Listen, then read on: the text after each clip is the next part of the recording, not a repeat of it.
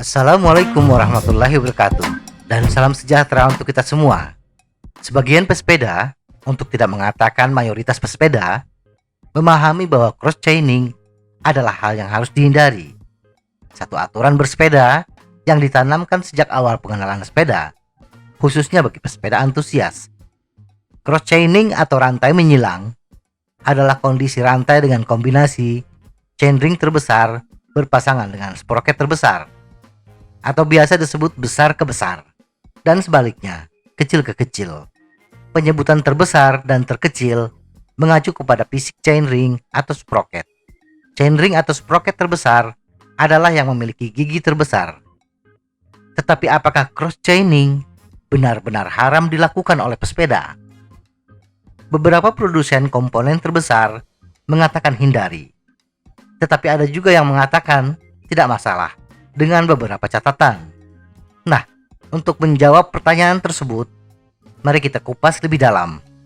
Apa kerugian yang disebabkan oleh cross-chaining dan bagaimana datanya berdasarkan pengujian yang dilakukan oleh Friction Pack.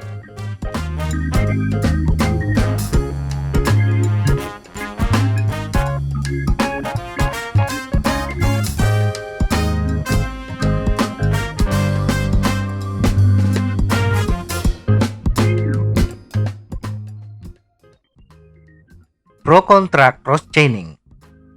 Pabrikan Shimano menyarankan agar kita menghindari kombinasi cross-chaining dengan alasan rantai yang tidak lurus dapat menyebabkan gaya gesek yang besar.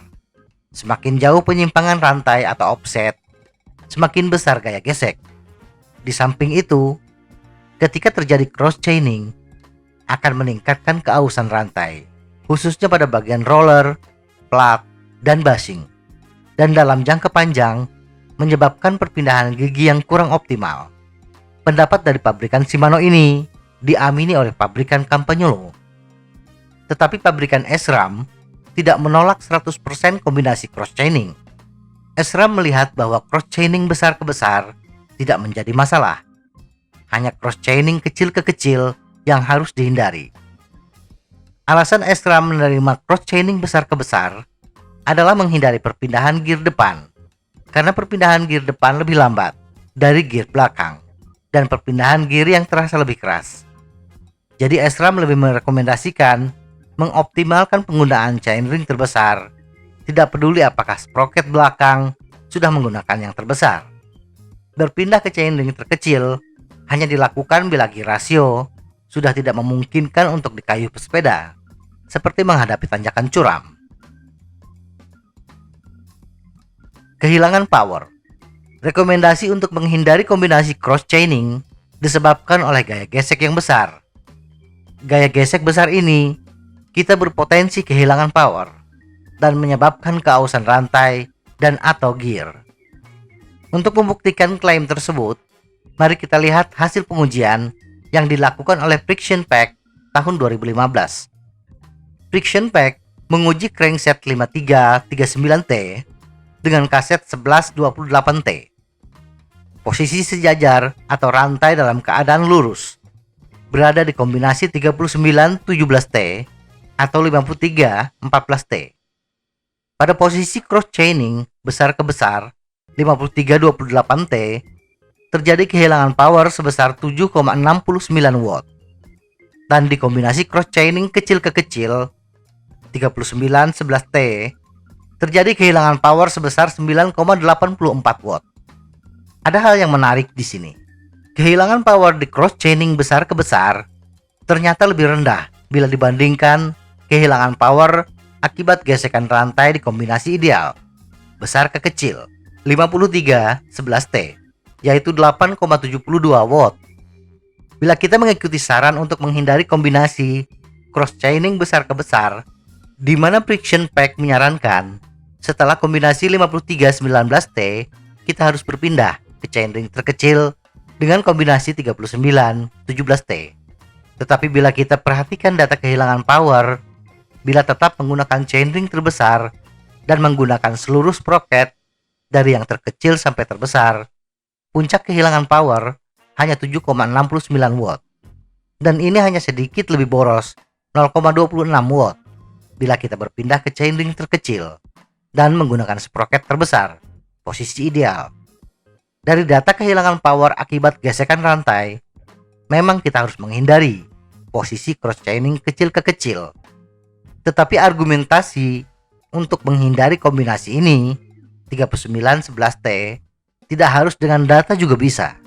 Karena siapa sih yang mau menggunakan kombinasi ini di jalan datar atau ketika ditanjakan? Kehilangan power akibat cross chaining. Kehilangan power yang sudah kita bahas, apakah benar itu karena dosa cross chaining? Apakah tidak disebabkan oleh faktor lain? Nah, untuk menjawab pertanyaan ini, mari kita lihat data kehilangan power dari friction pack untuk kondisi rantai lurus. Artinya, data kehilangan power dihasilkan dalam kondisi rantai lurus. Misalnya untuk menguji kehilangan power kombinasi 3911T, sprocket 11T, dan chainring 39T diposisikan sejajar. Dan ketika menguji 5328T, posisi chainring dan sprocket disesuaikan kembali, sehingga chainring 53T dan sprocket 28T dalam posisi yang sejajar. Kehilangan power untuk chainring terbesar 53T lebih rendah dibandingkan chainring terkecil 39T. Dan fakta yang bisa kita lihat adalah ketika rantai diposisikan sejajar, artinya tidak terjadi kondisi cross chaining, kita tetap kehilangan power. Bila data kehilangan power ini kita gabungkan dengan data rantai tidak lurus, maka kita akan mendapatkan data kehilangan power akibat cross chaining. Kombinasi besar ke besar, kehilangan power sebesar 2,04 watt. Dan pada cross chaining kecil ke kecil, sebesar 1,6 watt. Terjadinya perbedaan ini karena cross chaining besar ke besar memiliki penyimpangan rantai terbesar, yaitu 27,3 mm. Sedangkan cross chaining kecil ke kecil hanya 19,5 mm. Dan bila kita lihat data untuk penyimpangan yang sama, 19,5 mm untuk cross chaining besar ke besar yang terjadi pada kombinasi 53-23T, kehilangan power hanya sebesar 1,27 watt, jauh lebih kecil dibandingkan cross chaining kecil ke kecil, yaitu selisih 0,33 watt, lebih kecil dibandingkan besar ke besar. Kesimpulan, menghindari kombinasi cross chaining memang lebih baik, terutama untuk cross chaining kecil ke kecil. Tetapi menggunakan cross chaining besar ke besar, manfaatnya lebih besar bila dibandingkan dengan berpindah menggunakan chainring terkecil. Selisih power yang hilang hanya berkisar antara 0,03 hingga 0,26 watt.